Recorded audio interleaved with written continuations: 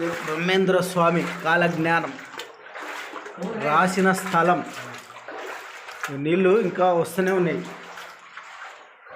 నీళ్ళు ఇంకా ఫ్రెష్గా వస్తున్నాయి కదా. ఈ గృహలు ఎక్కడ వెళ్తాయేమో దారి కదా.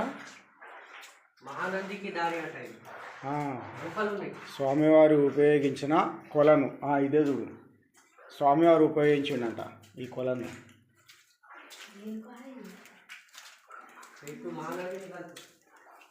ఇగో స్వామివారు ఈ నీళ్లు వాడుకున్నారు. అబ్బా ఎంత ఫ్రెష్గా ఉన్నాయి. బాబా బాబా బాబా బాబా బా